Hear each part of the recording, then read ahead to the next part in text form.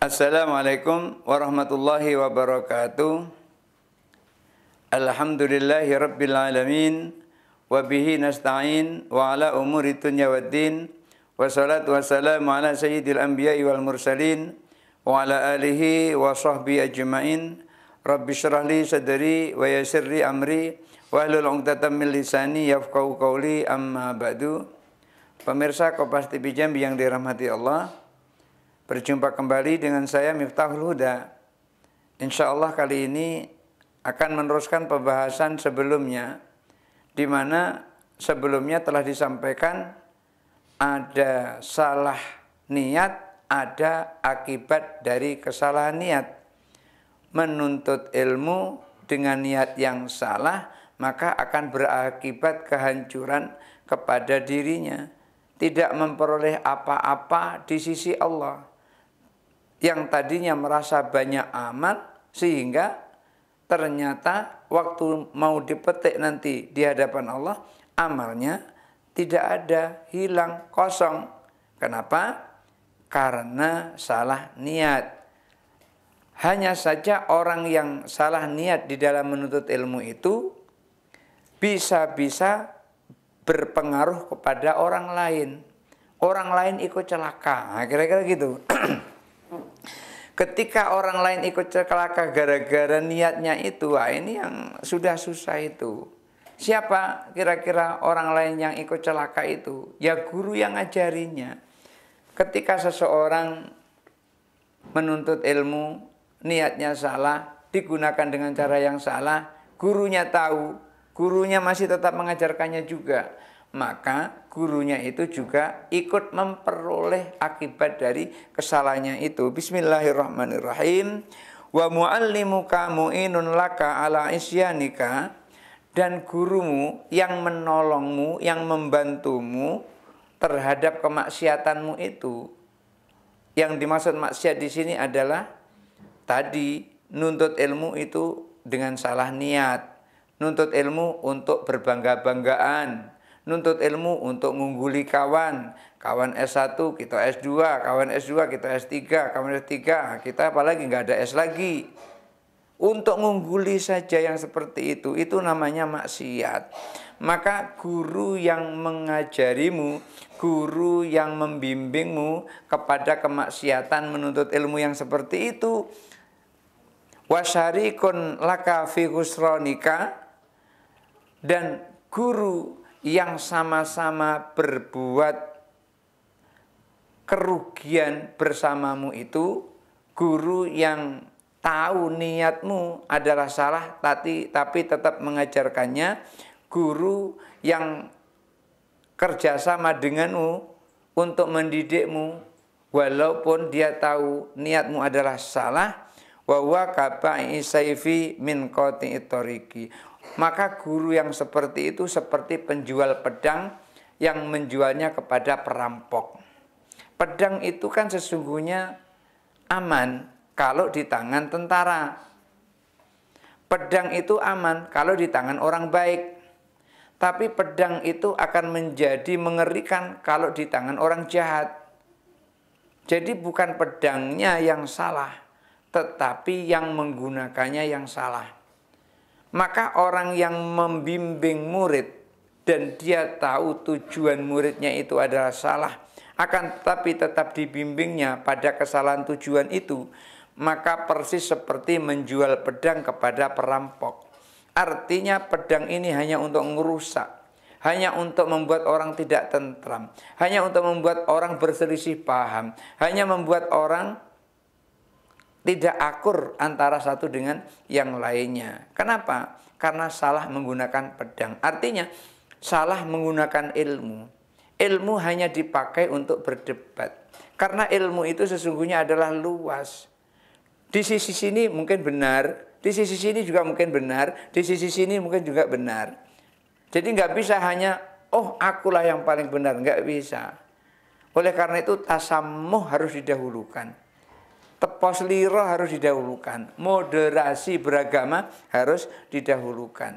Jangan sampai merasa paling benar.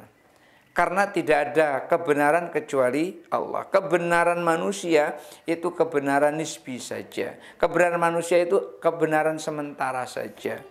Kebenaran yang asli adalah Allah. Satu contoh, ada orang sholatnya begini. Ada orang sholatnya begini. Ada orang sholatnya ke sini. Lalu mana yang benar? Semuanya benar. Karena perintahnya adalah sallu kama ra'aitumuni usalli. Sholatlah kalian sebagaimana kalian melihat aku sholat. Kalau guru kita melihat Rasulullah sholat, guru yang bersanad nih, dari guru kita, gurunya lagi, gurunya sampai Rasulullah, sholatnya begini, Allahu Akbar seperti ini, maka sholatnya benar. Karena apa? Itulah yang dilihat oleh Imam Syafi'i. Kalau seandainya sholatnya Allahu Akbar begini, itu bisa juga benar. Kenapa? Karena memang yang dilihat seperti itu. Maka Rasulullah sampaikan dengan bijak, sallu kama ra'aitumuni usalli. Sholatlah kalian sebagaimana kalian melihat aku sholat. Bukan sholatlah kalian persis aku sholat, tidak. Kalau persis Rasulullah sholat, banyak orang yang sholatnya tidak sah. Kenapa? Tidak persis. Tetapi Rasulullah beri kelonggaran. Sholat seperti sholatnya Rasulullah. Maka ini adalah perbedaan pendapat. Ketika perbedaan pendapat ini terjadi, ya tasamuh kuncinya. Saling teplosiro, saling tenggang rasa, saling moderasi antara satu dengan yang lain. Oleh karena itu, orang yang niatnya mencari ilmu itu salah, guru tetap juga membimbingnya untuk menuju kesalahan itu seperti seorang perampok. Artinya seperti ia menjual pedang kepada perampok. Bimakna kama qala sallallahu alaihi wasallam, artinya seperti sabda Nabi SAW, man aana ala maksiatin, siapa orang yang menolong orang pada satu maksiat, walau bisyarti kalimatin nahwa walaupun dengan isyarat uk itu maksudnya adalah uktul, bunuhlah.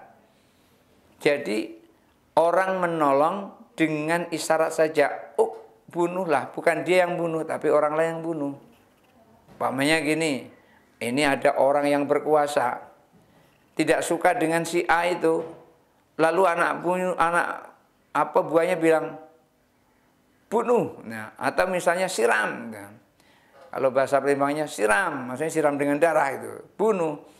Walaupun hanya mengatakan seperti itu, maka orang seperti itu kana syarikan lahu fiha. Maka orang itu telah sama-sama kerja dengan orang si pembunuh itu. Artinya yang membunuh dapat dosa, yang memberi isyarat bunuh itu juga dapat dosa. Jadi kedua-duanya memperoleh balasan dari Allah Subhanahu wa ta'ala. Oleh karena itu, seorang guru yang mengetahui muridnya salah di dalam niat, jangan diteruskan. Gak boleh meneruskan pembelajarannya. Tapi kalau ia terus meneruskan pembelajarannya, maka orang itu diibaratkan seperti sabda Nabi, orang yang menolong kepada kemaksiatan dengan syarat kalimat, satu kalimat saja, maka orang itu sudah masuk kerjasama dengan orang itu. Dan di dalam sebuah hadis disebutkan thalabul ilmi faridatun ala kulli muslimin. Mencari ilmu itu adalah fardu bagi seorang muslim, baik laki-laki maupun perempuan. Jadi mencari ilmu itu adalah fardu bagi orang muslim laki-laki maupun muslim perempuan. Itu maksudnya adalah mencari ilmu itu diantaranya dengan bertanya. Ketika seseorang bertanya itu ada 3 pertanyaan. Ada 3 tingkatan pertanyaan. Yang pertama bertanya yang hukumnya fardhu ain. Setiap orang harus bertanya kalau dia tidak tahu. Contohnya orang pengen sholat tapi nggak tahu caranya wudhu. Wajib bertanya seperti itu. Fardhu ain. Tidak boleh tidak bertanya. Kemudian yang ditanya harus menjawabnya. Kenapa harus menjawabnya? Karena ini adalah kewajiban. Thalabul ilmi faridatun ala kulli muslimin wa muslimatin. Tidak tahu caranya sholat, maka orang itu wajib bertanya kepada orang yang dianggap tahu. Ahlu dzikri.